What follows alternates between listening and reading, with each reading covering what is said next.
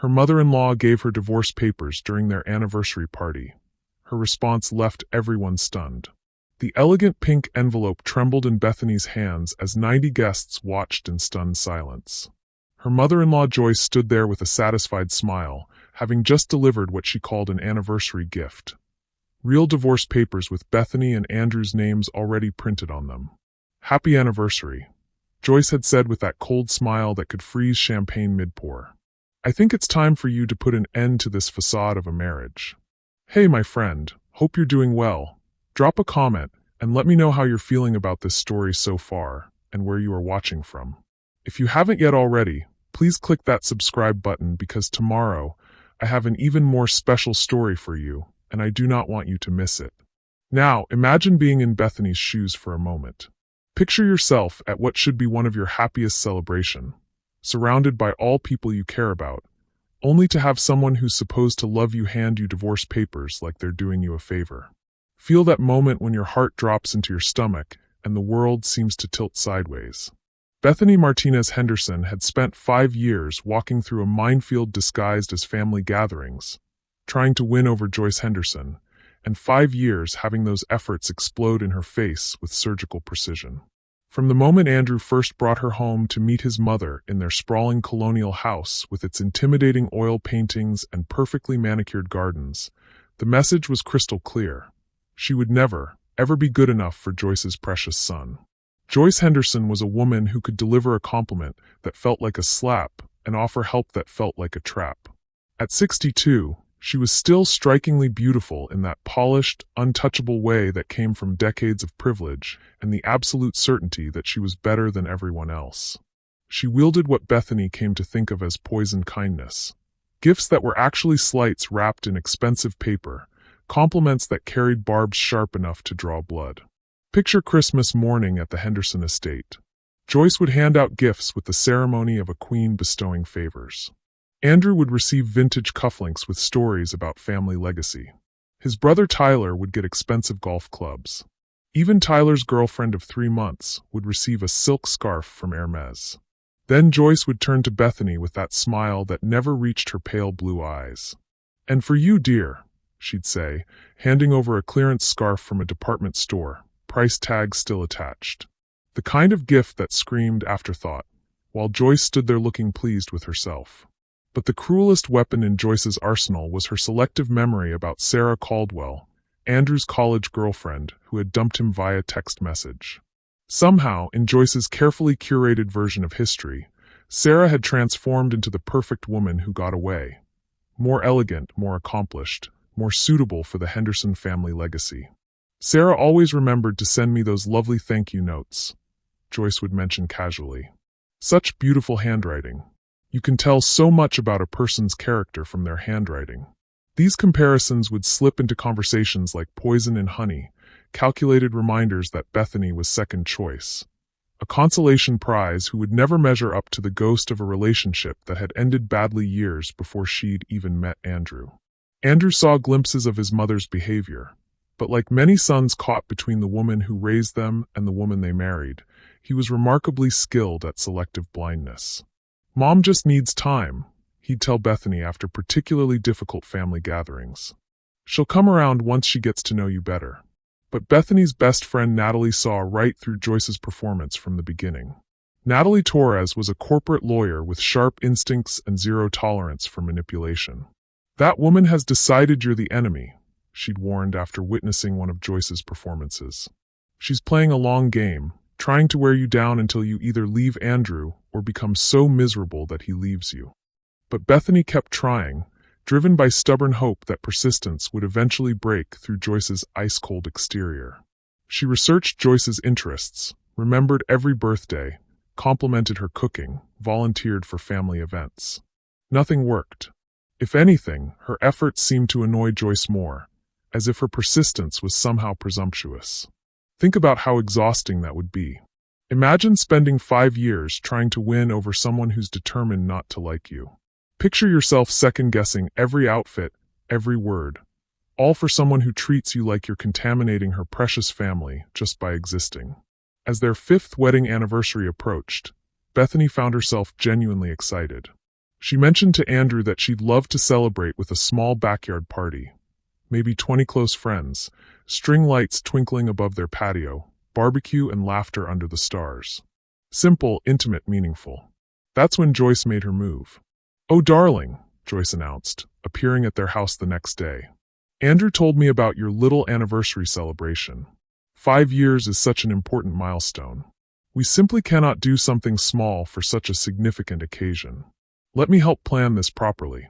Before Bethany could object, Joyce had pulled out her leather planner and was making lists with military efficiency. The intimate backyard gathering became a formal ballroom event. The guest list exploded from 20 to nearly 90 people. The casual atmosphere Bethany craved was replaced by Joyce's vision of what a proper Henderson celebration should look like. Every time Bethany tried to voice concerns, Joyce would pat her hand condescendingly. "Trust me, sweetheart. I know exactly what will make this perfect." Perfect for whom? This wasn't Bethany's celebration anymore. It was Joyce's social showcase, an opportunity to demonstrate her superior taste while relegating her son's wife to the role of grateful recipient. The night before the party, Bethany lay awake with a knot of anxiety twisting in her stomach. Something felt profoundly wrong, but she couldn't articulate what. Natalie had called with her lawyer's instincts on high alert. Joyce doesn't do anything without an ulterior motive. She's spent 5 years making you miserable. Why would she suddenly want to throw you a beautiful party? But Bethany had dismissed her friend's concerns, desperate to believe that maybe Joyce was finally ready to accept her. As she drifted off to sleep, she allowed herself to hope that tomorrow night might be the turning point she'd waited 5 years for. She had no idea that Joyce had very different plans. Plans that would expose exactly who Joyce Henderson really was, in front of everyone who mattered to them. The elegant pink envelope was already prepared, sitting in Joyce's purse like a loaded weapon, waiting for the perfect moment to detonate. What Joyce didn't know was that her perfect moment of humiliation would become the catalyst for something she never saw coming. The moment when quiet, accommodating Bethany would finally stop trying to earn love from someone incapable of giving it, and start demanding the respect she'd always deserved.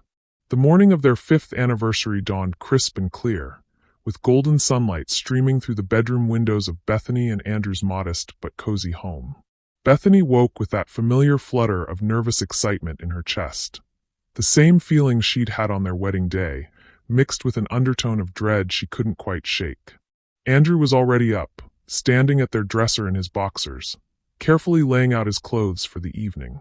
She watched him from bed, admiring the way the morning light caught the copper highlights in his dark hair, the gentle concentration on his face as he debated between 2 ties. This was the man she'd fallen in love with, thoughtful, deliberate, the kind of person who still got nervous before important events even after 5 years of marriage. "Second thoughts about the navy tie?" she asked softly, her voice still husky from sleep. He turned with that boyish grin that had first made her heart skip in the coffee shop where they'd met. "Mom specifically mentioned that the navy would complement the ballroom's decor," he said, then caught the slight tightening around her eyes. "But I like the burgundy better. It's the one you bought me for our 2nd anniversary. Such a small gesture, but it meant everything." Andrew choosing her gift over his mother's opinion, even in something as trivial as a tie color. Bethany felt a warm rush of love mixed with guilt for doubting him. She slipped out of bed and wrapped her arms around his waist from behind, pressing her cheek against his warm back. "I love you," she whispered, and felt him relax against her. "I love you too," he murmured, turning in her arms. "And tonight is going to be perfect. Mom has really outdone herself with this party." There it was again, that reflexive praise for his mother, the assumption that Joyce's vision of perfection was somehow universal. Bethany forced a smile and nodded, not trusting herself to speak without revealing the anxiety that had been building for weeks. The day passed in a blur of last-minute preparations. Bethany spent an hour at the salon, letting them style her long brown hair into an elegant updo that felt too formal, too controlled. She'd wanted to wear it down, the way Andrew liked it, but Joyce had strongly suggested that an updo would be more appropriate for the venue. At home, she stood in front of their full-length mirror, adjusting the midnight blue dress she'd chosen carefully, elegant enough to meet Joyce's standards, but in a color that made her feel confident and beautiful. The pearl necklace Joyce had given her last Christmas lay heavy around her neck, a constant reminder of her mother-in-law's conditional acceptance. Her phone buzzed with a text from Natalie. "Thinking about you today. Remember, you belong in that room just as much as anyone else. Don't let her make you feel small." Bethany smiled at her friend's fierce loyalty. Natalie had been her rock through 5 years of Joyce's subtle warfare, always ready with a pep talk or a reality check. She typed back, "Thank you. I needed that. Wish me luck." The response came immediately. "You don't need luck. You've got something better. You've got strength you don't even know you have yet." As they drove to the country club, Andrew reached over to squeeze her hand. "You look absolutely stunning," he said, his voice warm with genuine admiration. "I'm the luckiest man alive." The Riverside Country Club was exactly what Bethany had expected. All marble and crystal, with enormous arrangements of white roses that probably cost more than most people's monthly salary. Joyce had transformed the ballroom into something that belonged in a magazine spread, complete with a live jazz quartet and servers in crisp white uniforms circulating with champagne and hors d'oeuvres. Joyce herself was a vision in emerald silk, her silver hair swept into a chignon that probably required an hour with a professional stylist. She glided through the room like she owned it, air-kissing guests and accepting compliments on the simply divine decorations with gracious modesty. "Bethany, darling." Joyce's voice carried across the room as she spotted them entering. She approached with her arms outstretched, enveloping Bethany in a cloud of expensive perfume and what felt like genuine warmth. "You look lovely, dear. That dress is very nice." The pause before "very nice" was so brief that anyone else might have missed it, but Bethany caught it. Joyce's way of delivering a compliment that wasn't quite a compliment, praise that somehow felt like criticism. "Thank you, Joyce," Bethany managed. "Everything looks absolutely beautiful. You've really outdone yourself." "Well, when it's family, nothing is too much trouble," Joyce replied with a smile that finally seemed to reach her eyes. "I want this night to be truly memorable for both of you." For a moment, standing there in the elegant ballroom with Joyce actually seeming pleased to see her, Bethany felt her anxiety begin to ease. Maybe Natalie had been wrong. Maybe Joyce really was trying to welcome her properly into the family.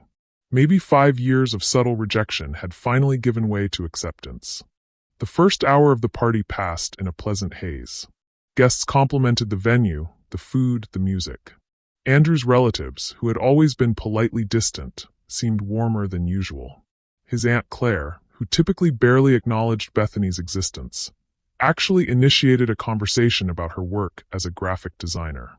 "I had no idea you designed those campaigns for the Children's Hospital," Claire said, sounding genuinely impressed. "My neighbor mentioned seeing your name in the credits. Such meaningful work." Bethany felt a flush of pride and surprise. Joyce must have been talking about her work to the family, actually bragging about her daughter-in-law's accomplishments.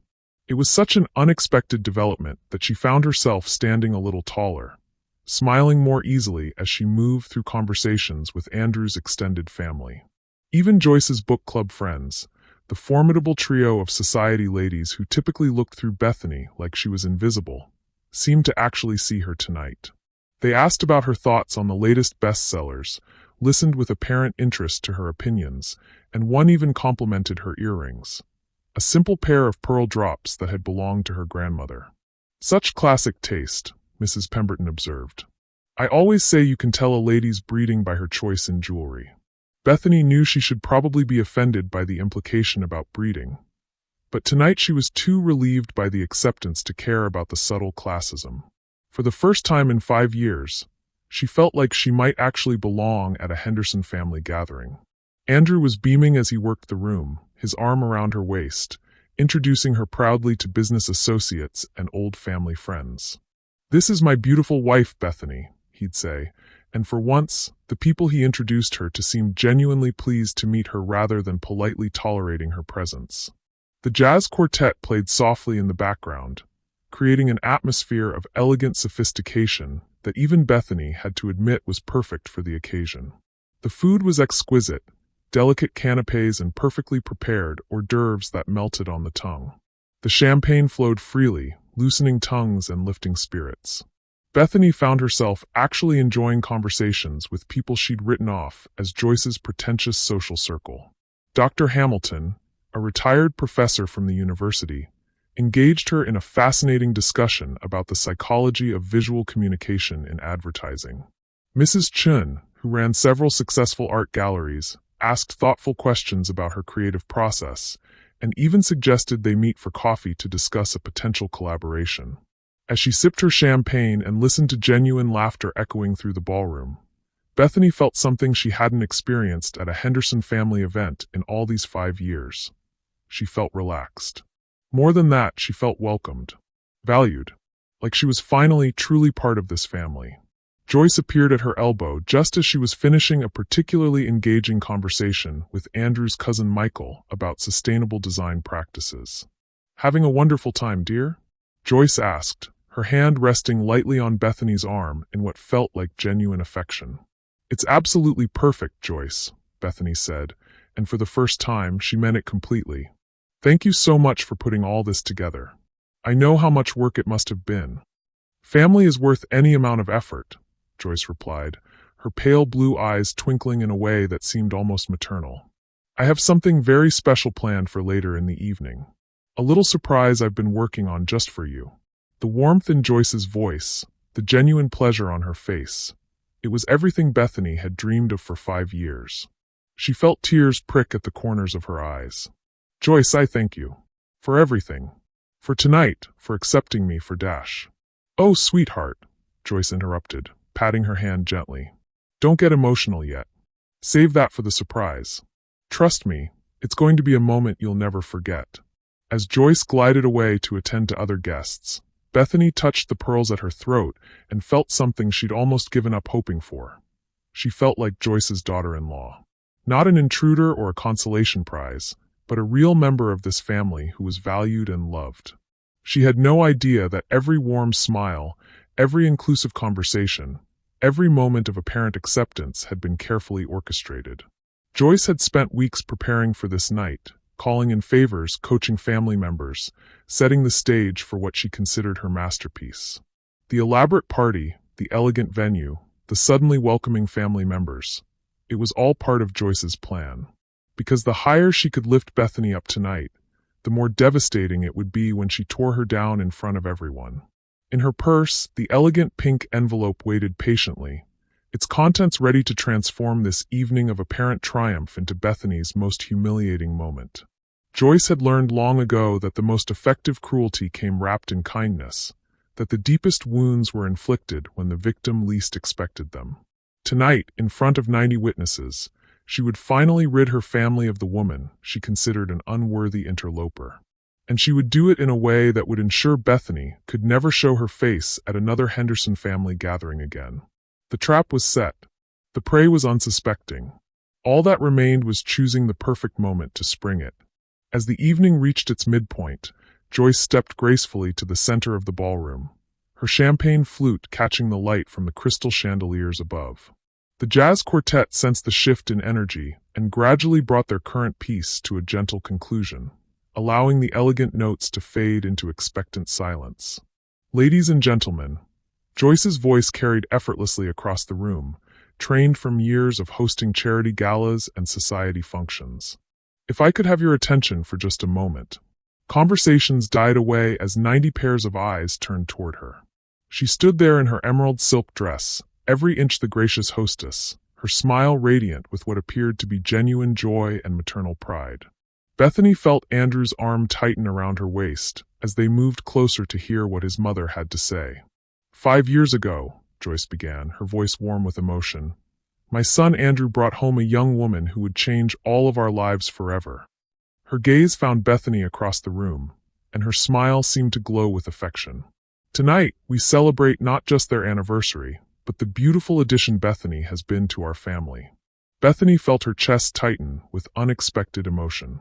After 5 years of feeling like an outsider, hearing Joyce publicly claim her as family felt like a dam breaking inside her heart. She blinked back tears, not wanting to ruin her makeup, but overwhelmed by the acceptance she'd dreamed of for so long. Andrew beamed beside her, squeezing her hand. "See," he whispered. "I told you she'd come around. I've watched these two weather the storms that all young marriages face, Joyce continued, her voice carrying the practiced cadence of someone comfortable with public speaking. I've seen them grow together, support each other, and build something truly beautiful. And tonight, I want to honor that bond with a special gift. The room seemed to hold its collective breath as Joyce reached into her elegant clutch purse. Even the servers had stopped moving, standing frozen with their trays as if sensing the importance of the moment. The only sound was the soft clink of crystal and the distant hum of the air conditioning. "Bethany, darling," Joyce called across the room, her voice honey-sweet. "Would you come here for a moment? I have something very special for you." Every eye in the room turned to Bethany as she made her way through the crowd, her heart hammering with a mixture of excitement and nervous energy. This was it, the moment she'd been waiting for. Joyce's public acceptance, her official welcome into the Henderson family, delivered in front of everyone who mattered to them. The guests parted before her like water, their faces expectant and warm. She caught glimpses of Andrew's relatives nodding approvingly, Joyce's book club friends smiling with what looked like genuine pleasure. Even the business associates who had barely acknowledged her earlier now watching with interest. As she approached Joyce, she could see her mother-in-law's eyes sparkling with what looked like unshed tears of happiness. Joyce's smile was more genuine than Bethany had ever seen it, reaching all the way to those pale blue eyes that had always seemed so cold before. "My dear girl," Joyce said softly as Bethany reached her, taking her hands in a gesture that felt startlingly maternal. "I know our relationship hasn't always been easy. I know I've been protective of my son, perhaps overly so." The admission sent a shock of surprise through Bethany. Joyce acknowledging her past behavior, taking responsibility. It was more than she had ever dared hope for. "But watching you love Andrew, seeing how you've made him happy, how you've brought joy and laughter into his life." Joyce's voice caught slightly, and she paused to compose herself. "Well, it's made me realize what a treasure we have in you." The room was so quiet that Bethany could hear her own heartbeat in her ears. Around them, guests leaned forward slightly, not wanting to miss a word of what was clearly a significant moment in the Henderson family history. "I've been selfish," Joyce continued, her voice growing stronger. "I've held on to my son so tightly that I nearly missed the gift of gaining a daughter. And tonight, I want to correct that mistake." She reached back into her purse and withdrew an elegant envelope, cream-colored and substantial, the kind of paper used for wedding invitations or important legal documents. It was sealed with a small gold sticker that caught the light. "This," Joyce said, holding the envelope with both hands like it was something precious, "is something I should have given you years ago. Something that will finally, officially, make you part of our family in the way you've always deserved to be." Bethany's hands trembled as she accepted the envelope. It felt heavier than expected, substantial in a way that suggested whatever was inside was important, life-changing.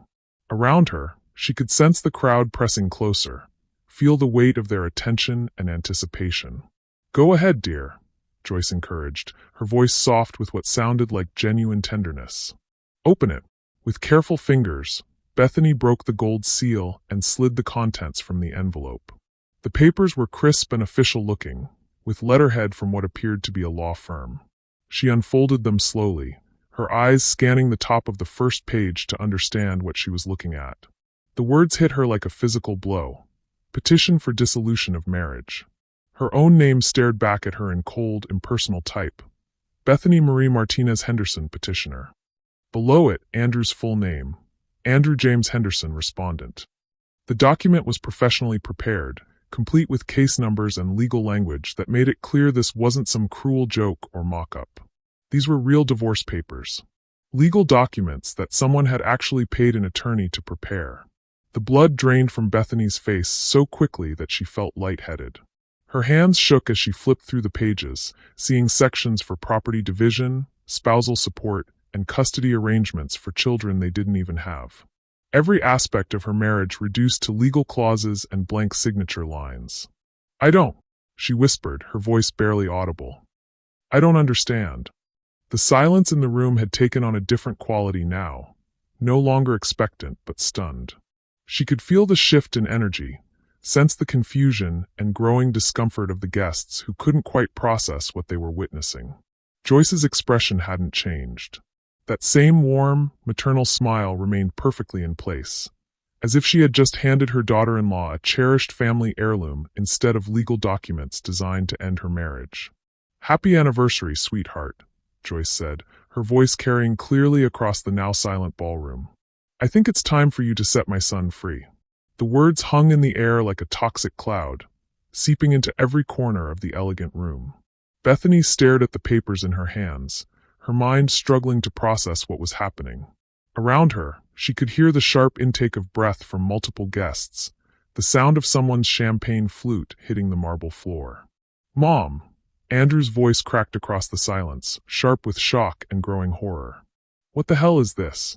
But Joyce's attention remained fixed on Bethany, her smile unwavering. "I'm simply giving you both the gift of clarity, darling.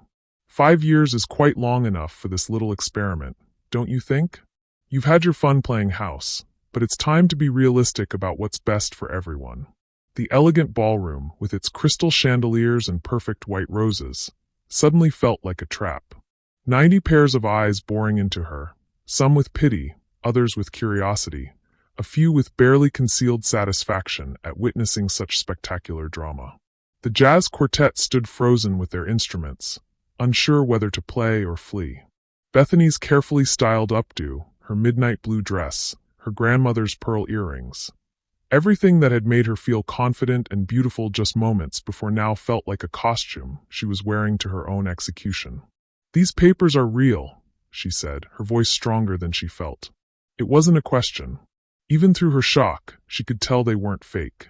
"Of course they're real, dear," Joyce replied with the patience of someone explaining something obvious to a child. "I have excellent connections in the legal community. When you know the right people, paperwork becomes remarkably simple to obtain." The calculated cruelty of it took Bethany's breath away. This wasn't a spontaneous moment of spite or anger. Joyce had planned this for weeks, maybe months. The elaborate party, the suddenly welcoming family members, the apparent acceptance and warmth. All of it had been orchestrated to create this exact moment. The higher Joyce had lifted her up tonight, the more devastating the fall would be. "You had no right," Bethany whispered, then louder. "You had no right to do this." "I had every right," Joyce replied, her voice still maddeningly calm. "I'm protecting my family from a mistake that's gone on far too long. You're not one of us, Bethany. You never have been, and you never will be." Tonight was simply my way of making that crystal clear to everyone. Around them, the stunned silence was beginning to crack. Someone coughed nervously. A few guests began edging toward the exits, suddenly finding reasons to check their phones or visit the restroom. The elegant party was disintegrating in real time, transforming from a celebration into a public humiliation. But something was stirring inside Bethany as she stood there holding those divorce papers. Something that had been building for 5 years of subtle rejections and calculated cruelties. Something that Joyce's perfect moment had finally awakened. For the first time in her marriage, Bethany wasn't thinking about keeping the peace or earning approval or making everyone else comfortable. She was thinking about 5 years of trying to squeeze herself into a mold that was never meant to fit her. 5 years of accepting treatment she would never tolerate from anyone else. 5 years of allowing Joyce Henderson to make her feel small. The elegant pink envelope had been intended as the final blow, the moment that would send her running from the room in tears, never to darken the Henderson family's doorstep again. Instead, it had become the catalyst for something Joyce never saw coming. Bethany raised her head, looked directly into Joyce's pale blue eyes, and made a choice that would change everything. Bethany looked directly into Joyce's pale blue eyes, the divorce papers trembling in her hands, and felt something fundamental shift inside her chest. For 5 years, she had absorbed every slight, every comparison to Saint Sarah, every poisoned gift wrapped in false kindness. She had shrunk herself smaller and smaller, trying to fit into a space Joyce had never intended to give her. But standing there in that elegant ballroom, surrounded by 90 witnesses to her humiliation, she realized something profound. She was done shrinking. "You're absolutely right, Joyce," Bethany said, her voice carrying clearly across the stunned silence. "It is time for some clarity." Joyce's triumphant smile faltered slightly. This wasn't the reaction she'd expected. Where were the tears? The stammered apologies? The hasty retreat that would finally rid her family of this unwelcome intruder? Bethany took a step closer to her mother-in-law, the papers still in her hands but no longer shaking. For 5 years, I've been trying to earn something that was never yours to give. I've been begging for approval from someone who decided before she even met me that I wasn't worthy of her son. The murmur of uncomfortable whispers began to ripple through the crowd. Some guests were openly staring now, phones discreetly emerging from purses and pockets. Others looked away, embarrassed to be witnessing such a public family breakdown. "Bethany," Andrew said, stepping forward with his hands raised in a gesture of peace. "Let's not do this here. Let's go somewhere private and talk about this." But Bethany didn't even glance at her husband. Her focus remained laser-sharp on Joyce, who was beginning to look less composed than she had moments before. "No, Andrew," Bethany said firmly. "Your mother chose to make this public. She chose to humiliate me in front of all these people. So let's have this conversation right here, where everyone can see exactly who Joyce Henderson really is." Joyce's mask was beginning to crack. The warm, maternal expression was hardening into something cold and calculating. "Now see here, young lady." "No, you see here," Bethany interrupted, her voice rising with 5 years of suppressed anger and hurt. "Do you want to know what's in these papers, everyone?" She held up the divorce documents, turning to address the crowd directly. "These are real legal documents. Divorce papers with my name and my husband's name already filled in. Papers that Joyce somehow managed to have prepared by an attorney." The crowd's uncomfortable murmur grew louder. Dr. Hamilton, the retired professor, looked genuinely shocked. Mrs. Chen's face had gone pale. Even some of Joyce's closest friends were staring at her with expressions of disbelief. "She didn't just wake up this morning and decide to ruin our anniversary," Bethany continued, her voice gaining strength with each word. "This took planning. Weeks, maybe months of preparation. She organized this entire party, invited all of you here, just so she could have the biggest possible audience for my humiliation." "That's quite enough," Joyce snapped, her composure finally beginning to slip. "You're making a spectacle of yourself." "I'm making a spectacle?" Bethany laughed, but there was no humor in it. "You just handed me divorce papers at my own anniversary party, and I'm the one making a spectacle?" Andrew was standing between them now, his face white with shock and dawning comprehension. "Mom, how did you get these papers prepared?" "What attorney would?" He stopped, his eyes widening as understanding hit him. "Uncle Richard. You used Uncle Richard's firm." Joyce's silence was answer enough. Richard Henderson, Andrew's uncle and Joyce's late husband's brother, ran one of the most prestigious law firms in the city. The family connection would have made obtaining the documents not just possible, but disturbingly easy. "Jesus Christ, Mom," Andrew breathed. "You involved family in this?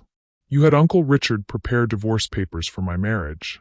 "I was protecting you," Joyce fired back, her careful composure finally cracking completely. "Someone had to. You're too blinded by infatuation to see what everyone else sees. She doesn't belong in this family, Andrew. She never has." The words hung in the air like a challenge, and Bethany felt the eyes of 90 people boring into her, waiting to see how she would respond. Some faces showed sympathy, others curiosity, a few barely concealed satisfaction at witnessing such drama. But it was the faces of Andrew's family members that caught her attention. His cousin Michael looked genuinely ashamed. Aunt Claire was staring at Joyce with an expression of horror. Even Tyler, Andrew's brother who had always been politely distant, was shaking his head in disgust. "You want to know what I see, Joyce?" Bethany said, her voice steady and clear. "I see a woman so terrified of losing control of her adult son that she would sabotage his happiness to maintain her grip on him." Joyce's face flushed red. "How dare you? I see a woman who would rather destroy her son's marriage than admit she was wrong about his wife," Bethany continued, gaining momentum. "I see someone so bitter and controlling that she would orchestrate an elaborate public humiliation rather than simply have an honest conversation." The crowd was completely silent now, hanging on every word. Even the servers had stopped moving, standing frozen with their trays as if afraid to break the tension. "And most of all," Bethany said, taking another step closer to Joyce, "I see a woman who is about to learn that the quiet, accommodating daughter-in-law she's been tormenting for 5 years is done being quiet." Joyce drew herself up to her full height, every inch the imperious society matron. You forget yourself, young lady. This is my family, my circle, my world. You're nothing but a little girl playing dress-up, thinking she belongs somewhere she doesn't. Your world? Bethany looked around the ballroom, then back at Joyce with something that might have been pity. Look around, Joyce. Look at the faces of your family, your friends. Do they look impressed with your performance tonight? Do they look like they support what you've just done? For the first time since the confrontation began, Joyce's eyes flickered with uncertainty. She glanced around the room, taking in the shocked faces, the disappointed expressions, the phones that were undoubtedly recording every word. Dr. Hamilton cleared his throat uncomfortably. Perhaps we should all give the family some privacy, he suggested quietly. No, Bethany said firmly. Joyce wanted an audience for this. She specifically invited all of you here to witness what she thought would be my complete humiliation. So let's give her what she wanted. Let everyone see exactly what kind of woman Joyce Henderson really is. Andrew was staring at his mother with an expression Bethany had never seen before, a mixture of hurt, anger, and dawning realization. All those times Bethany tried to tell me how you treated her, he said slowly. All those times I told her she was being too sensitive, that you just needed time to warm up to her. You were never going to accept her, were you? Joyce's chin lifted defiantly. I was protecting you from making the biggest mistake of your life. The biggest mistake of my life? Andrew's voice was rising now, 5 years of suppressed frustration finally finding its voice. Mom, Bethany is the best thing that ever happened to me. She's kind, talented, funny, intelligent, everything I could ever want in a partner. And you've spent 5 years trying to drive her away. She's not right for our family, Joyce insisted, but her voice had lost some of its conviction. According to who? Andrew demanded. According to your fantasy about Sarah? Sarah, who dumped me via text message. Sarah, who cheated on me with my roommate. That's the woman you think was better for me than my wife. The mention of Sarah's infidelity sent a shock through the crowd. Clearly, Joyce had edited that detail from her carefully curated memories of Andrew's perfect ex-girlfriend. Bethany watched her husband standing up to his mother for the first time in their marriage, and felt a surge of love so powerful it almost brought tears to her eyes. But this wasn't over yet. Joyce still had cards to play, and Bethany could see the calculation flickering behind those pale blue eyes. Fine, Joyce said, her voice taking on a different tone wounded martyred. If this is what you both want, if you want to turn the entire family against me for trying to protect you, then so be it. I'll leave. She began gathering her purse, her movements deliberate and theatrical. It was a performance Bethany recognized, Joyce's last-ditch attempt to make herself the victim, to guilt Andrew into choosing sides. I suppose I'll have to find somewhere else to spend my remaining years, Joyce continued, her voice trembling with perfectly calculated emotion. Since my own son prefers his wife's feelings to his mother's wisdom. Bethany watched Andrew's face, saw the familiar guilt and confusion beginning to cloud his features. This was Joyce's most effective weapon, emotional manipulation disguised as sacrifice. For a moment, she thought he might actually fall for it again. But then Andrew's jaw tightened, and he looked at his mother with an expression of grim determination. You're right, Mom, he said quietly. You should leave. Not forever, but tonight. You've done enough damage for one evening. Joyce's face went white with shock. In all their years of manipulation games, Andrew had never actually called her bluff. Andrew, you can't possibly mean. I mean every word, Andrew said, his voice gaining strength. I love you, Mom. You raised me, you sacrificed for me, and I'll always be grateful for that. But what you did tonight is unforgivable. You tried to destroy my marriage for sport. He moved to stand beside Bethany, taking her hand in his. Bethany is my wife. She's my family. And if you can't respect that, then you're not welcome in our lives. The silence in the ballroom was deafening. Joyce stood there, her carefully constructed world crumbling around her. The divorce papers that were supposed to be Bethany's humiliation lying forgotten on the marble floor. But Bethany knew this wasn't over. Women like Joyce Henderson didn't surrender easily. They regrouped, they planned new attacks, they found different vulnerabilities to exploit. As she looked at her mother-in-law's face, shock giving way to calculation, then hardening into something that looked almost like hatred, she realized that tonight had been just the beginning.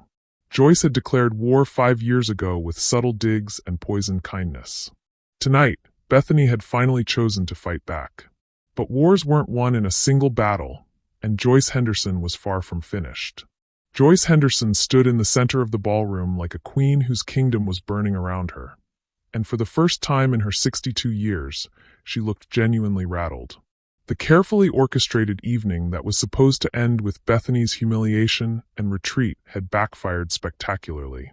Instead of destroying her daughter-in-law, she had exposed herself as the villain in front of 90 witnesses. But Joyce hadn't built a reputation as one of the city's most formidable society matrons by surrendering at the first sign of defeat. As Bethany watched her mother-in-law's face, she could see the exact moment when shock transformed into something far more dangerous: cold, calculating fury. "Well," Joyce said, her voice regaining its steel as she straightened her emerald silk dress, "I suppose I've learned something important tonight." The crowd held its collective breath. Andrew's hand tightened around Bethany's, and she could feel the tension radiating from his body. They had won this battle, but something in Joyce's tone suggested the war was far from over. "I've learned that sometimes the truth requires a more direct approach," Joyce continued, her pale blue eyes fixed on Bethany with laser-like intensity. "I've spent 5 years trying to be subtle, trying to be kind, trying to gently show my son what everyone else could see. But subtlety, it seems, is wasted on some people." Dr. Hamilton shifted uncomfortably near the edge of the crowd. "Joyce, perhaps we should." "No, doctor," Joyce interrupted without breaking eye contact with Bethany. "I think it's time everyone heard the whole truth. The real truth about what kind of woman my son married." A chill ran down Bethany's spine. There was something in Joyce's voice, a confidence that suggested she still had ammunition left to fire. Something she'd been saving for exactly this moment. "Mom, stop," Andrew warned, but Joyce waved him off like he was an annoying child. "Did you know," Joyce announced to the room, her voice carrying with theatrical projection, "that Bethany's family has quite an interesting history? Or should I say, lack thereof?" Bethany felt the blood drain from her face. No, Joyce wouldn't. She couldn't possibly know about. "Such a tragic story, really," Joyce continued with false sympathy. "Parents dying in that car accident when she was just 16.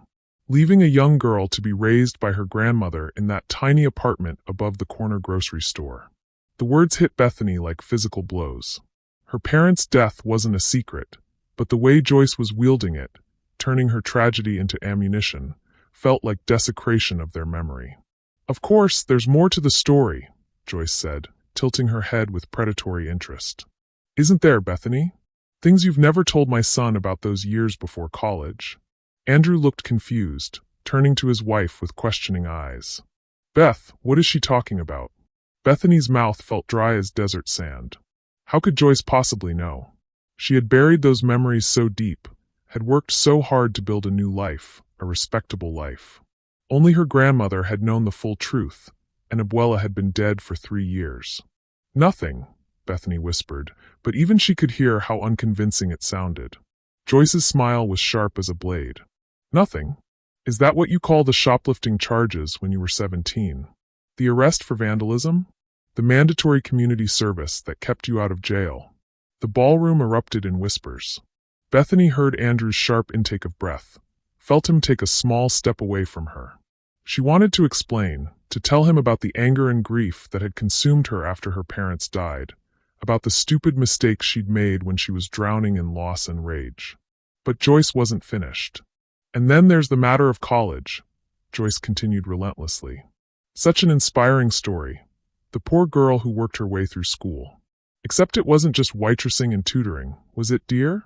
There were other ways you earned money. More creative ways." Bethany's knees nearly buckled. The room was spinning around her, faces blurring together in a kaleidoscope of judgment and curiosity. Joyce couldn't know about that. It was impossible. She had been so careful, so discreet. "I don't know what you're implying," Bethany managed, but her voice sounded foreign to her own ears. "Oh, I'm not implying anything," Joyce said sweetly. "I'm stating facts. Facts that came to light when I hired a very thorough private investigator 6 months ago. Did you know that Bethany once worked as an escort to pay for her graphic design classes?" The word escort seemed to echo through the ballroom like a gunshot. Bethany heard someone gasp, saw phones being raised to record her humiliation. The elegant party guests, who had been showing her sympathy just moments before, were now staring at her with expressions ranging from shock to disgust. It wasn't, Bethany started, then stopped. How could she explain? How could she make them understand that it had been one semester, that she had been desperate, that she had needed money for books and supplies and had answered an ad for companionship services, without fully understanding what it meant? How could she explain that she had quit after 6 weeks when she realized what some clients expected, that she had never actually, but it didn't matter what she had or hadn't done? In this room, with these people, the word escort painted a picture that no explanation could erase. 6 years you've been hiding this from my son, Joyce pressed on, her voice cutting through Bethany's internal panic. 6 years of lies, of pretending to be something you're not. Is this the kind of woman you want representing our family name, Andrew? Andrew was staring at his wife like he'd never seen her before.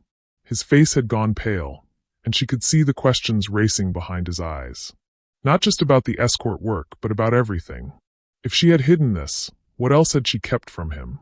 Andrew, Bethany whispered, reaching for his hand, but he stepped back slightly. The small movement felt like a chasm opening between them. Is it true? He asked quietly, and the hurt in his voice broke something inside her chest. It's not what she's making it sound like, Bethany said desperately. I was 19, I was broke, I didn't know what I was signing up for. I quit after. After what? Joyce interjected with fake concern. After you realized my son would never marry someone with that kind of past if he knew about it. The accusation hung in the air like poison gas. Around them, the party guests were beginning to murmur among themselves, some recording with their phones, others backing away as if scandal might be contagious. Bethany looked around the room at all the faces staring back at her, some with pity, others with judgment, all of them now seeing her through the lens of Joyce's revelations. The woman who had stood up to her mother-in-law with dignity and strength just minutes before suddenly felt exposed and vulnerable, like a teenager caught in a lie. I was going to tell you, she said to Andrew, hating how weak it sounded. I didn't know how. 6 years, Andrew repeated, his voice hollow. 6 years of marriage, and you never found a way to tell me? Because I knew this would happen. Bethany's voice cracked with desperation. I knew you'd look at me differently, that your family would use it against me. I knew it would change everything between us. It changes everything because you hid it, Andrew said, and the pain in his voice was almost unbearable. I thought we told each other everything. I thought we were partners, that we didn't have secrets.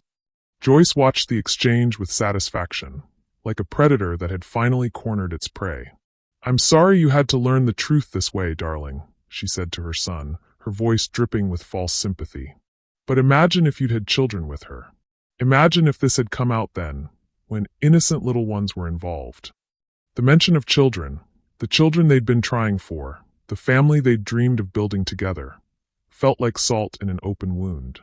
Bethany could see Andrew flinch, could see him imagining their hypothetical children dealing with the scandal of their mother's past. This is what I was trying to protect you from, Joyce continued, pressing her advantage. This is why I prepared those papers. I could see what you couldn't, that your marriage was built on deception from the very beginning. Bethany felt the walls of her carefully constructed life crumbling around her. The respect she'd finally earned from Andrew's family, the acceptance she'd fought so hard for, the love and trust of the man she'd married, all of it disappearing like smoke. But as she stood there in that elegant ballroom, facing the wreckage of her reputation and her marriage, something unexpected happened. Instead of the shame and panic she'd always imagined feeling if this moment came, she felt something else entirely. She felt anger.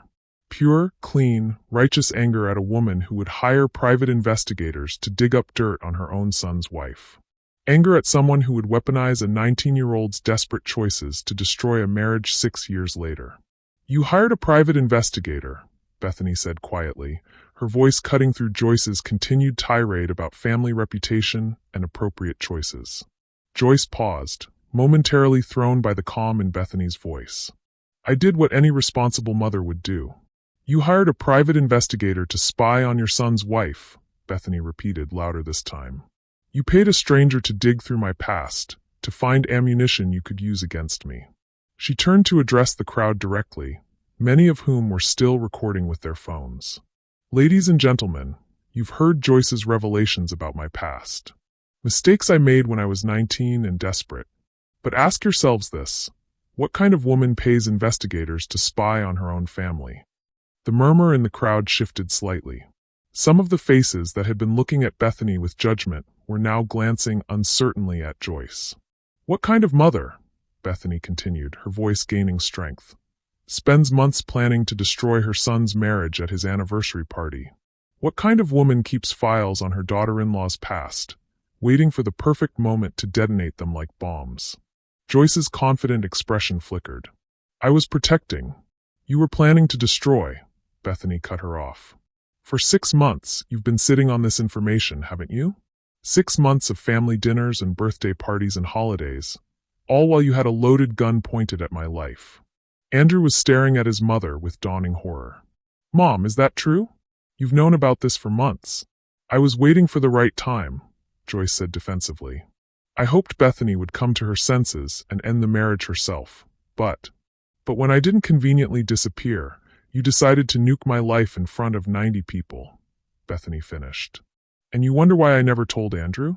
This is exactly why.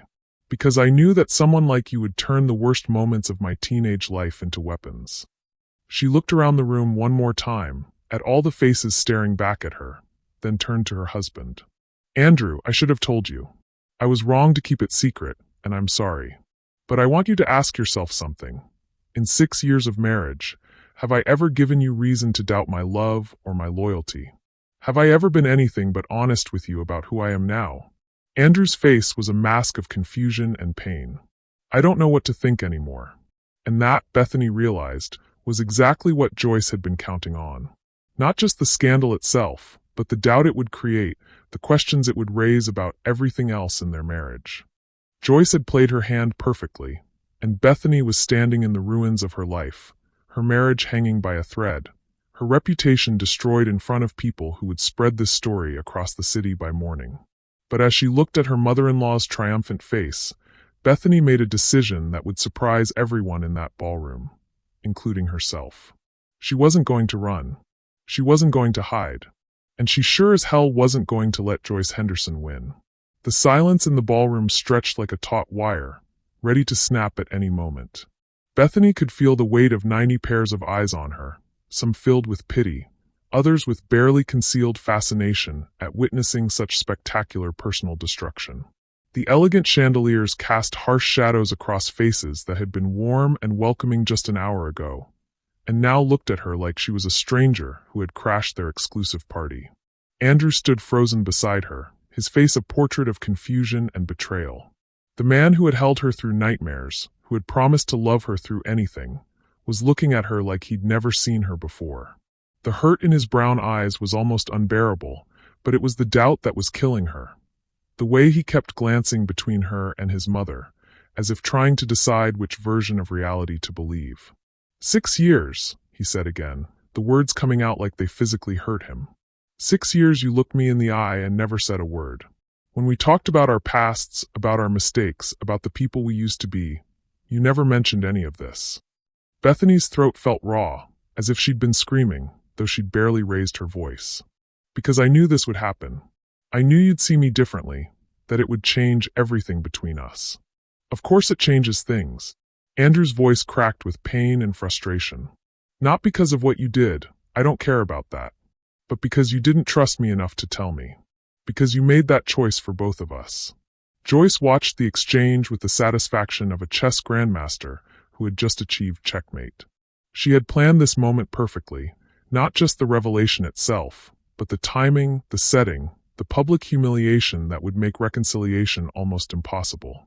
Andrew's right to feel betrayed, she interjected smoothly, her voice carrying the authority of someone who had spent decades manipulating family dynamics. Marriage should be built on trust and honesty.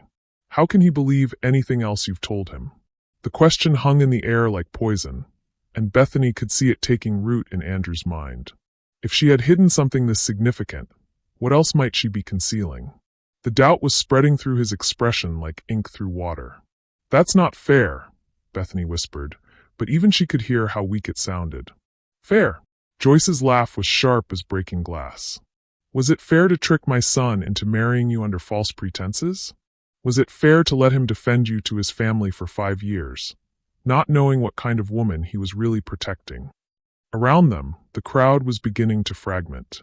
Some guests were edging toward the exits, clearly uncomfortable with being witnesses to such intimate family devastation. Others seemed rooted in place, unwilling to miss the conclusion of the most dramatic social spectacle they'd ever witnessed. Dr. Hamilton cleared his throat uncomfortably.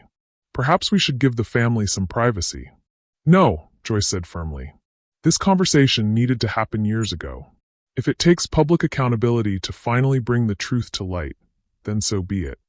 Bethany looked around the room at faces she had hoped might support her, might remember her dignity from just minutes before when she had stood up to Joyce's initial attack. But the escort revelation had changed everything. These people, Andrew's family and Joyce's social circle, came from a world where reputation was everything and scandal was social death. Aunt Claire, who had seemed genuinely ashamed of Joyce's behavior earlier, now wouldn't meet Bethany's eyes. Michael, Andrew's cousin who had looked disgusted when Joyce first revealed the divorce papers, was staring at his shoes. Even Tyler, Andrew's brother, was shaking his head with what looked like disappointment. The isolation was suffocating. In the span of 10 minutes, she had gone from having allies to being completely alone in a room full of people. I was 19 years old, Bethany said, her voice barely above a whisper but carrying in the deadly quiet room. My parents were dead. My grandmother was working 2 jobs just to keep food on the table, and I was trying to put myself through college with no help from anyone. She looked directly at Joyce, meeting those pale blue eyes that held no trace of mercy. I answered an ad for companionship services without understanding what it really meant. I went on maybe 10 dates over 6 weeks, dinners, theater premieres, charity galas where rich men needed attractive women on their arms. That's all. When some clients started expecting more, I quit. But you didn't quit before you compromised yourself, Joyce pointed out with surgical precision. You didn't quit before you crossed lines that can't be uncrossed. What lines? Bethany's voice was gaining strength, fueled by 5 years of suppressed anger. Having dinner with lonely men? Going to art gallery openings? What exactly do you think I did that was so terrible? Joyce's smile was cold as winter. What I think doesn't matter, dear. What matters is what people will think when this story spreads through the city tomorrow. What matters is how it will reflect on the Henderson family name. The threat was clear. Joyce wasn't just destroying Bethany's marriage tonight. She was destroying her ability to live in this city, to work in her field, to have any kind of normal life. The story would follow her everywhere, twisted and embellished with each retelling until the desperate teenager who had made a few poor choices became something unrecognizable. Andrew ran his hands through his hair, the gesture so familiar that it made Bethany's chest ache. I need to understand. If it was nothing, if it was innocent, why hide it? Why not just tell me when we got serious? Because of this, Bethany gestured around the room, at the faces staring back at her with varying degrees of judgment and fascination. Because I knew that no matter how I explained it, people would reduce me to that one desperate semester. Because I knew your mother would use it against me. My mother wasn't the one who made those choices, Andrew said quietly, and the words hit Bethany like a physical blow. No, she agreed, feeling tears prick at the corners of her eyes for the first time that evening. I made those choices. Desperate, scared, 19-year-old me made those choices to survive. But your mother made the choice to hire investigators. Your mother made the choice to keep this information for months, planning the perfect moment to destroy our marriage with it. She turned to face Joyce directly, no longer caring about the audience or the cameras or the social consequences. Tell me, Joyce, when exactly did you plan to drop this bomb? If I hadn't stood up to you tonight, if I had just taken your divorce papers and slunk away quietly, would you have kept this secret? Or were you always planning to destroy me publicly? Joyce's mask slipped for just a moment, revealing something calculating and cruel underneath. I hoped you would make the right choice on your own. But yes, if necessary, I was prepared to share this information with Andrew. He deserved to know who he really married. You mean you were prepared to destroy your son's happiness to protect your precious family reputation? Bethany shot back. You hired strangers to dig through my past like I was a criminal. You kept files on me like I was under surveillance. What kind of mother does that to her son's wife? The kind who protects her family from people like you, Joyce replied without a trace of shame. The words hung in the air between them, and Bethany finally understood with crystal clarity what she was dealing with. This wasn't about her past or her mistakes or even her worthiness to be Andrew's wife. This was about power, Joyce's need to control every aspect of her son's life, to eliminate any threat to her central role in his world. You're not protecting him, Bethany realized aloud. You're destroying him. Look at his face, Joyce.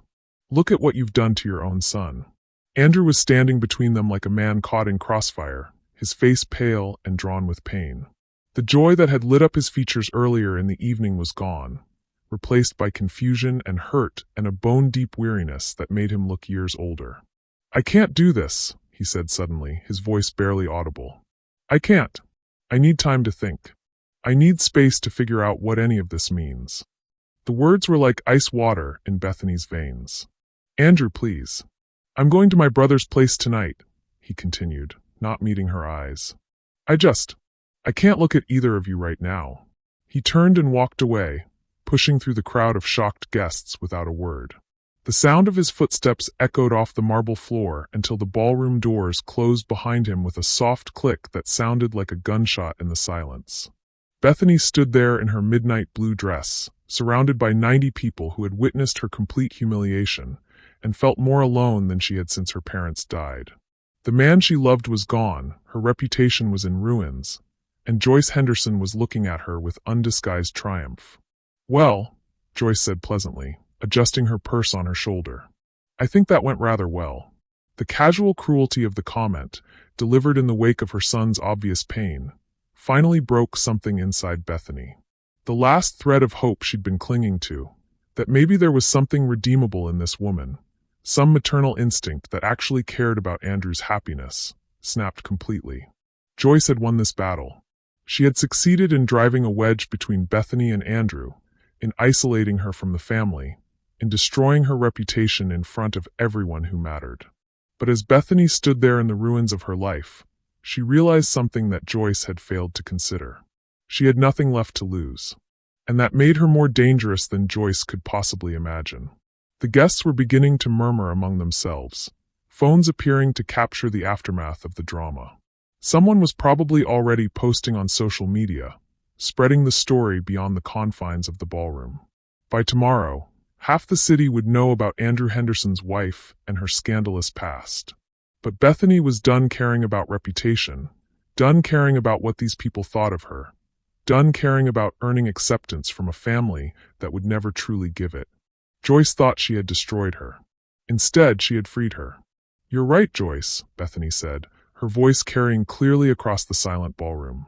That did go rather well. But I think you've made one crucial miscalculation. Joyce's triumphant expression flickered slightly. And what's that, dear? Bethany smiled, and for the first time all evening, it was genuine. You assumed that destroying my marriage would destroy me. You assumed that if you could turn Andrew against me, I would just disappear quietly into the night. She took a step closer to her mother-in-law, close enough that only Joyce could hear her next words. But you've forgotten something important, Bethany whispered. I survived losing my parents when I was 16. I survived being alone and broke and desperate enough to make choices I regret. I survived building a life from nothing, and I can do it again. She straightened up and addressed the room in a voice that carried to every corner. Ladies and gentlemen, thank you for attending what was supposed to be our anniversary celebration. I apologize that Joyce decided to turn it into her own personal theater of cruelty instead. The crowd stirred uncomfortably, unsure how to respond to this unexpected turn. But I want you all to remember tonight, Bethany continued. Remember what you witnessed here. Remember a woman who would destroy her own son's happiness to maintain control over him. Remember a woman who would hire private investigators to spy on her daughter-in-law and save ammunition for the perfect moment of maximum damage. Joyce's face was flushing red with anger and embarrassment as the crowd began to see her actions in a different light. And remember, Bethany finished, that when someone shows you who they really are, you should believe them. With that, she turned and walked toward the ballroom doors, her head held high, leaving behind the whispers and the judgment and the wreckage of the life she had tried so hard to build. Joyce had wanted to destroy her publicly. Instead, she had revealed herself to be exactly the kind of person Bethany had always known she was. And now everyone else knew it too. The war was far from over, but the battlefield had changed completely. The cool night air hit Bethany's face like a slap as she pushed through the country club's heavy glass doors, leaving behind the whispers and judgment of the ballroom. The parking lot stretched before her, filled with luxury cars that belonged to people who would spend the next week dissecting every detail of what they'd just witnessed. Her hands shook as she searched through her small evening purse for her car keys, the adrenaline that had carried her through her final confrontation with Joyce finally beginning to ebb. Behind her, she could hear voices spilling from the ballroom as guests began their exodus, phones already buzzing with texts and calls as the story of the evening spread like wildfire through the city's social networks. By tomorrow morning, every person in their circle would know about Andrew Henderson's wife and her scandalous past. Her phone vibrated against her palm, a text from Natalie that made her chest tighten with both gratitude and dread. "Oh my God, what is happening? Saw photos on Instagram. Are you okay? Where are you?" So it was already online. Of course it was. In an age where everyone was a reporter with a smartphone, her public humiliation had become entertainment for people who didn't even know her name. Bethany deleted the message without responding, not ready to explain the wreckage of her life to anyone, even her best friend. She made it 3 blocks from the country club before the tears started. Not the dignified single tear of movie heroines, but ugly, wrenching sobs that shook her entire body and made it impossible to see the road clearly. She pulled into an empty parking lot behind a closed restaurant and let herself fall apart in the darkness, her carefully styled hair coming loose from its pins as she buried her face in her hands. The worst part wasn't the public humiliation or even the destruction of her reputation. It was the look on Andrew's face when he'd walked away. That mixture of hurt and disappointment and confusion that told her she had lost not just her husband, but her best friend. The man who had loved her unconditionally for 6 years now doubted everything about their relationship, and she couldn't even blame him for it. Maybe Joyce was right. Maybe she was selfish for keeping such a significant secret. Maybe she had built their marriage on a foundation of deception, no matter how well-intentioned. Maybe. Her phone buzzed again. This time it was Andrew. "Staying at Tyler's tonight. We need to talk tomorrow, but I need time to process everything first." The message was so formal, so distant from the man who usually texted her heart emojis and inside jokes. It felt like correspondence from a stranger, and in a way, maybe that's what they were to each other now. She typed and deleted a dozen responses before finally settling on. "I understand. I love you." The silence that followed felt like a door closing. Bethany drove home to their house in the suburbs, the one they'd bought together 3 years ago with dreams of filling it with children and laughter and decades of shared memories. Now it felt like a museum of a life that had ended tonight, filled with artifacts of a relationship that might not survive until morning. She sat in her car in the driveway for 20 minutes, staring at the windows of their bedroom, wondering if Andrew would ever sleep there again. The house they had painted together, where they'd hosted dinner parties and celebrated promotions and made love on lazy Sunday mornings, suddenly felt foreign and cold. Inside, the silence was deafening. Their wedding photos smiled down at her from the mantelpiece, mocking her with their frozen happiness. The anniversary cards they'd given each other that morning sat unopened on the kitchen counter, casualties of Joyce's perfectly timed nuclear strike. Bethany poured herself a glass of wine and sat on the couch where she and Andrew had spent countless evenings watching Netflix and planning their future. The future that now felt as distant and impossible as the moon. Her phone rang, Natalie again. This time Bethany answered. "Oh, honey." Natalie's voice was thick with sympathy and barely contained fury. "I saw the videos. People are posting them everywhere. What that woman did to you was unconscionable." "Andrew left," Bethany whispered, the words scraping against her throat like broken glass. "Of course he did. He's in shock. Anyone would be. But Bethany, listen to me. This isn't about what you did when you were 19. This is about trust, about communication. That's something you two can work through if you both want to." He looked at me like he didn't know me. Because right now, he doesn't. You've been carrying this secret for 6 years, and that changes the dynamic of your entire relationship. Not because escort work makes you a bad person, but because hiding something that's significant creates a wedge between partners. Bethany closed her eyes, hating that Natalie was right. Joyce planned this perfectly. She knew exactly what would hurt the most. Joyce is a sociopathic monster who destroyed her own son's marriage to prove a point, Natalie said with lawyerly precision.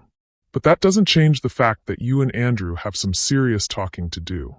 After Natalie hung up, promising to come over in the morning, Bethany sat alone in the silence and tried to figure out how to rebuild a life that had been systematically destroyed in the span of 2 hours.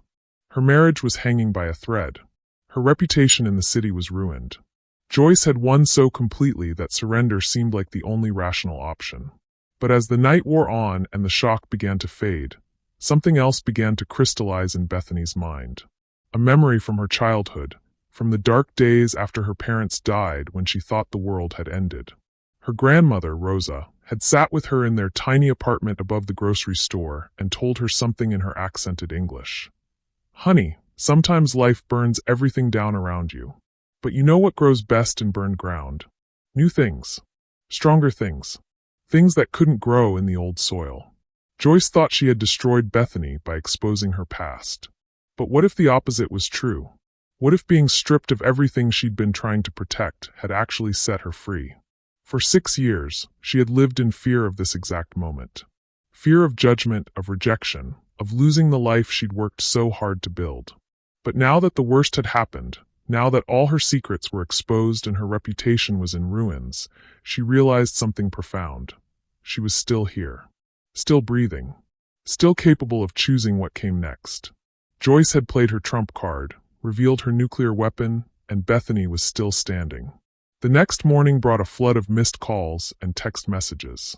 Some were from friends offering support, others from reporters who had somehow gotten her number, seeking quotes for stories about the anniversary party scandal that was apparently trending on social media. But the message that mattered came from Andrew. "Can you meet me for coffee? We need to talk." They met at the small cafe where they'd had their first date 6 years ago, a choice that felt either cruelly ironic or desperately hopeful, depending on how she looked at it. Andrew was already there when she arrived, looking like he hadn't slept at all.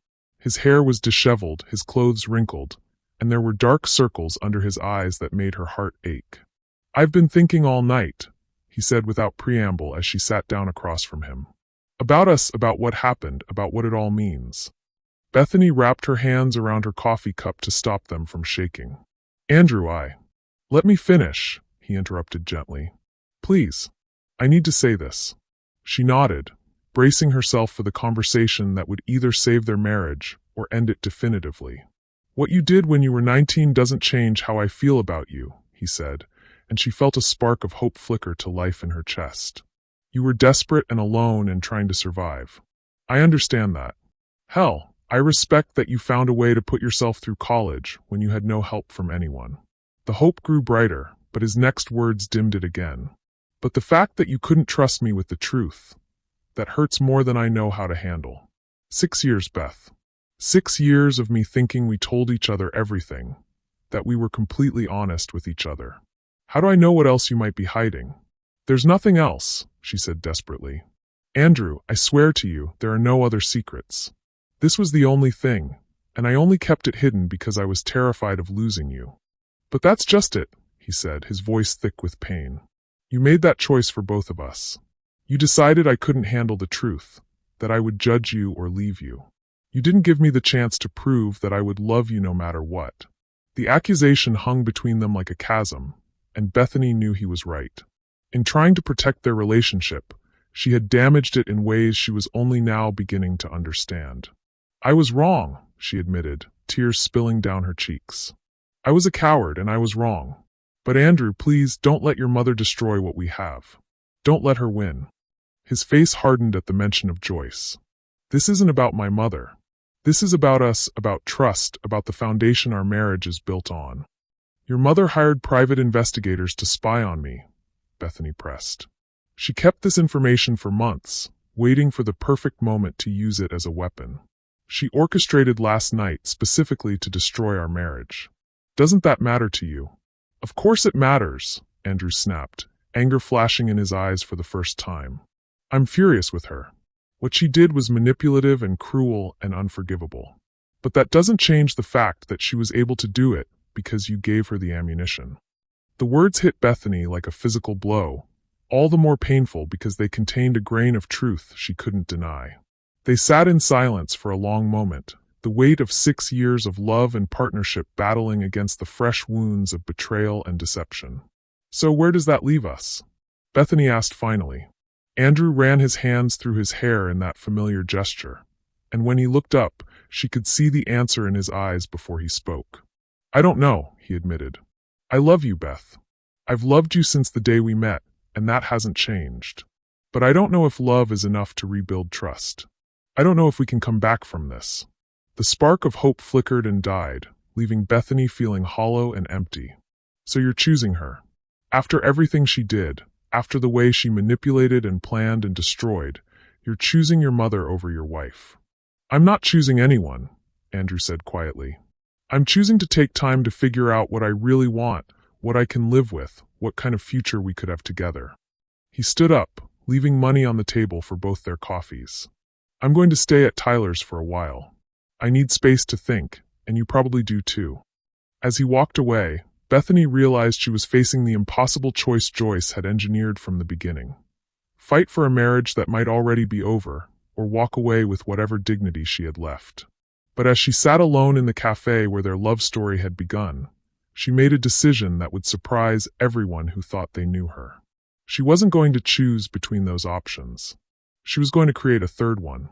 3 days after the anniversary party from hell, Bethany sat in her car outside Joyce Henderson's pristine colonial mansion, watching the sunrise paint the manicured gardens in shades of gold and pink.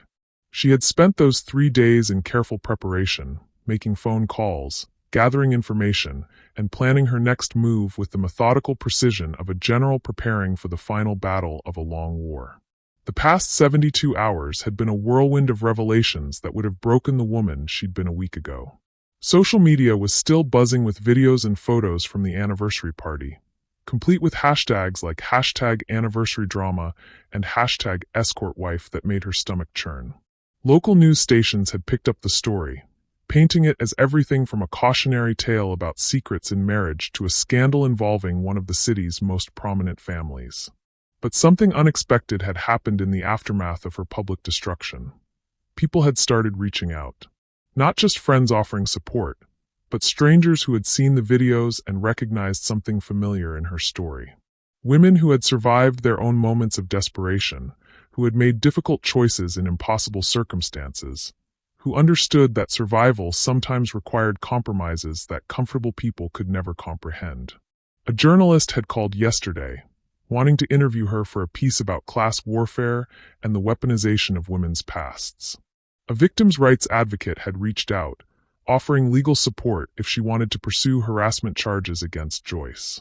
Even a publisher had contacted her, suggesting that her story might resonate with readers who had faced similar judgment and redemption. The world hadn't ended when her secrets were exposed. In fact, it had expanded in ways she never could have imagined.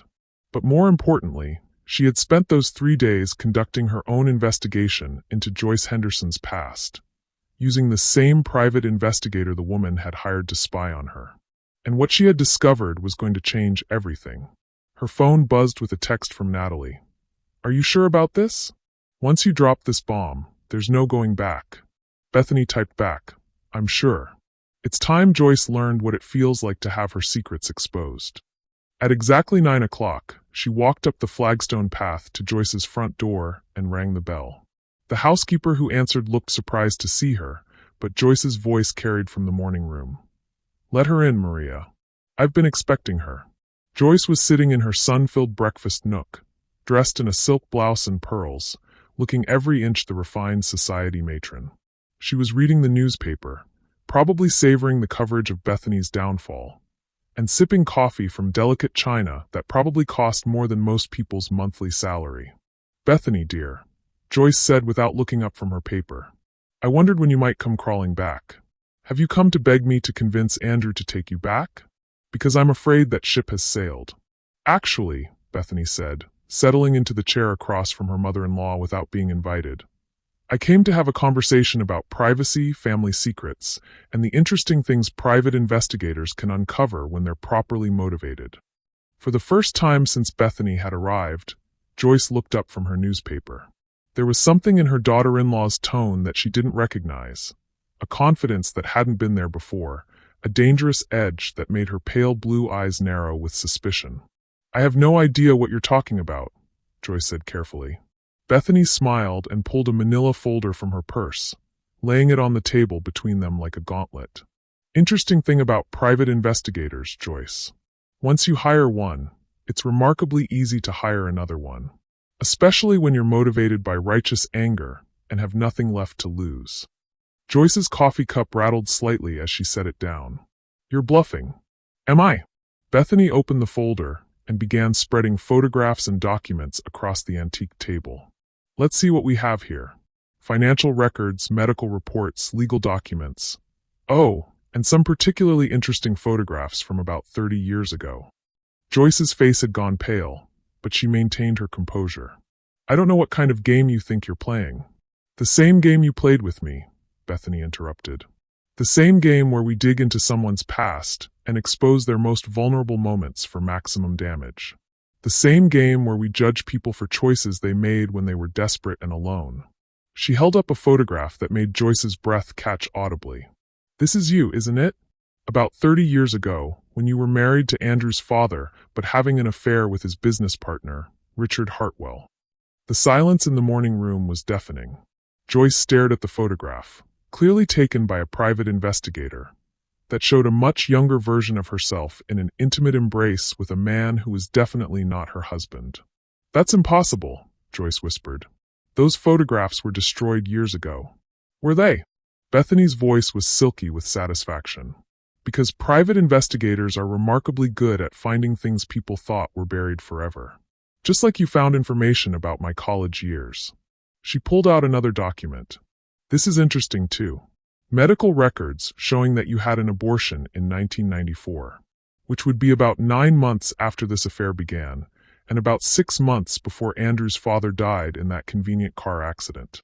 Joyce shot to her feet, her chair scraping against the hardwood floor. How dare you? Those records are sealed, they're private medical information. Just like my past was private until you decided to weaponize it, Bethany said calmly. Funny how privacy works, isn't it?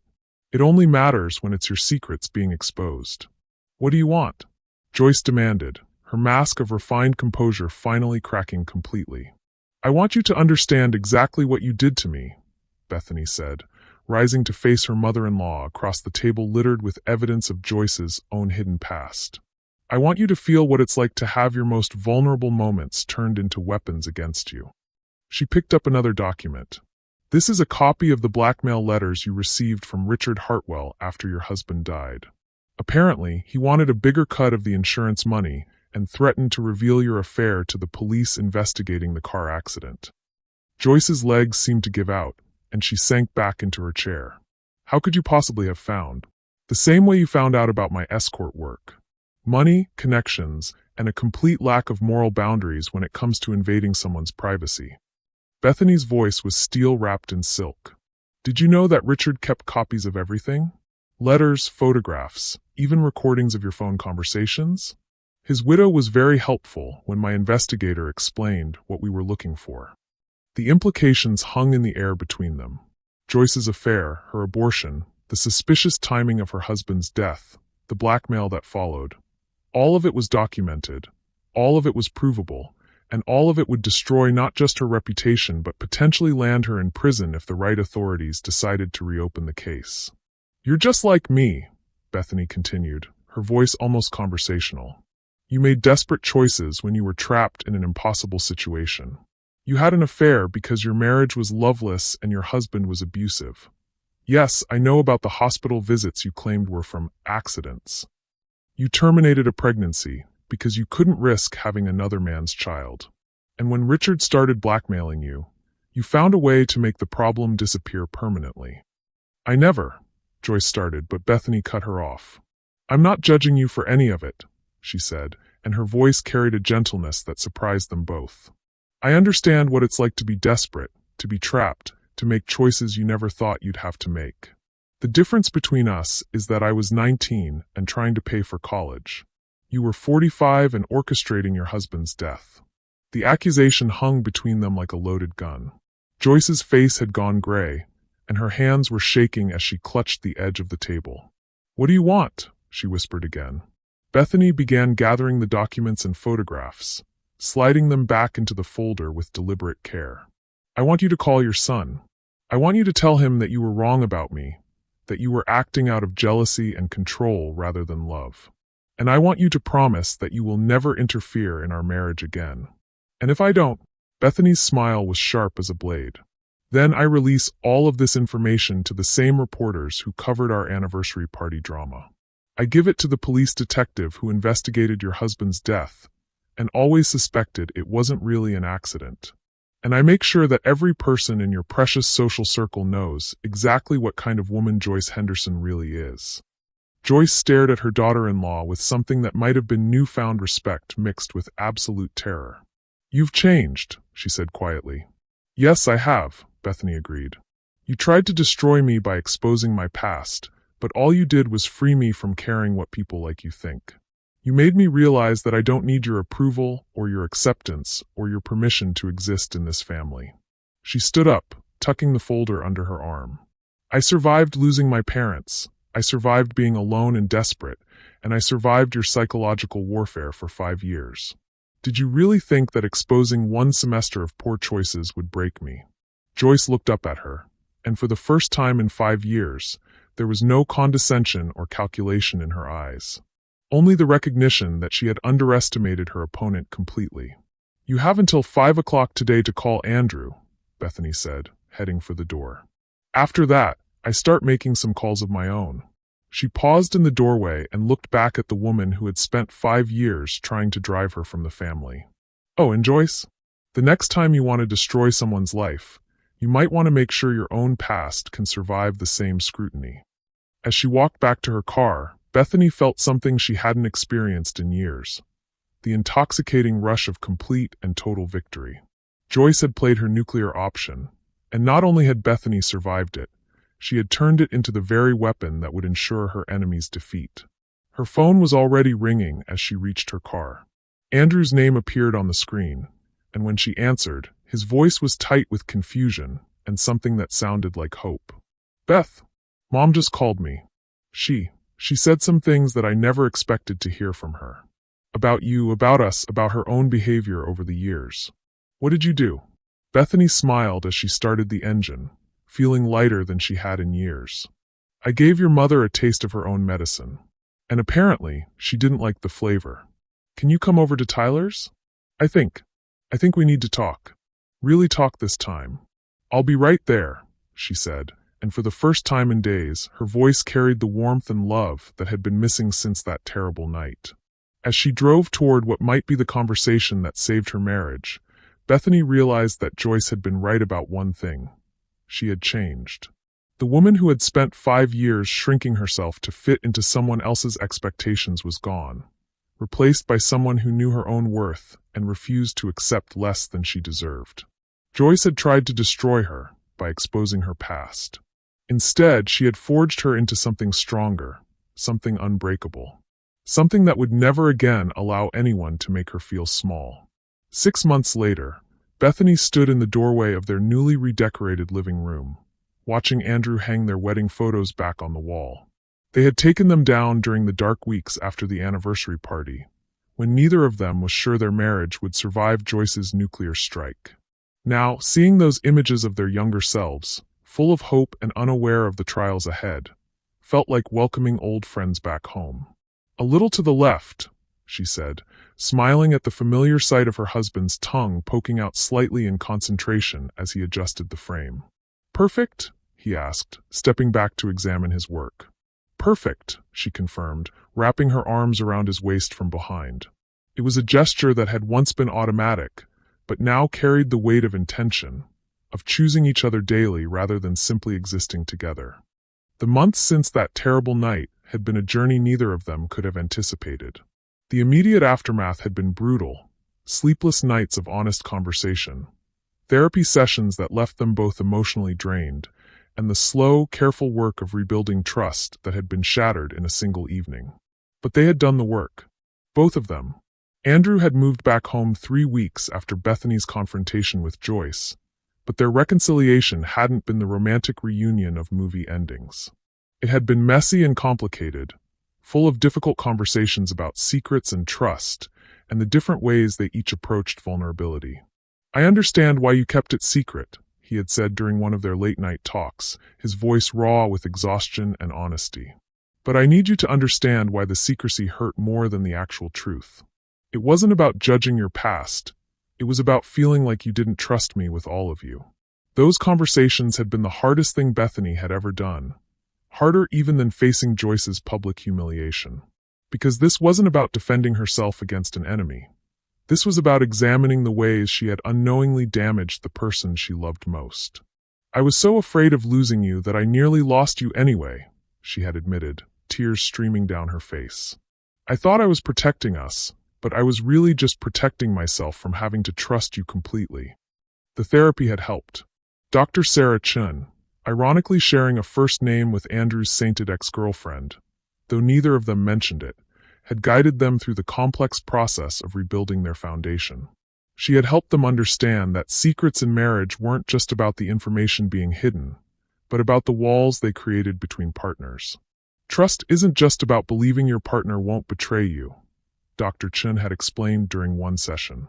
"It's about believing they'll include you in their struggles, their fears, their most vulnerable moments.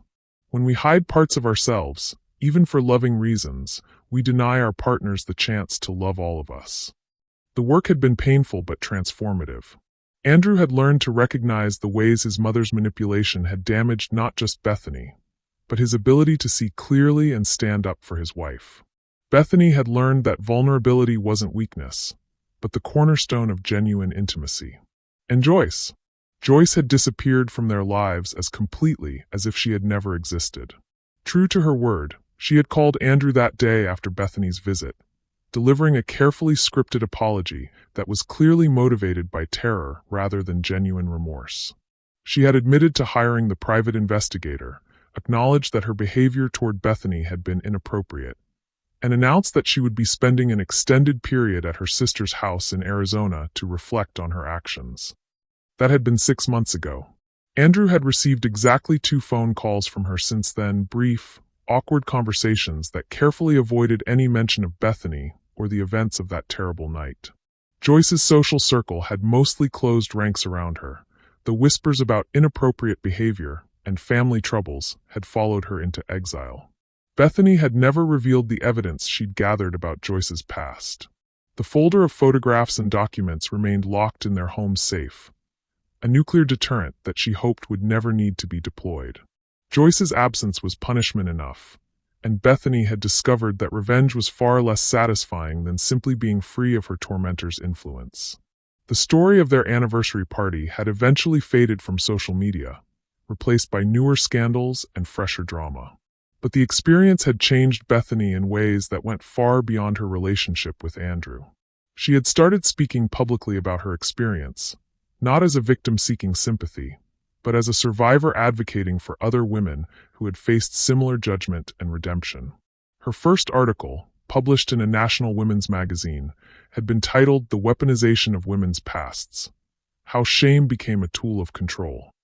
It had gone viral, sparking conversations about class, desperation, and the different standards society applied to men's and women's survival strategies. The response had been overwhelming. Women from across the country had shared their own stories of being judged for choices they'd made in difficult circumstances. Support groups had invited her to speak. A literary agent had reached out about a potential book deal. "You found your voice," Natalie had observed during one of their coffee dates.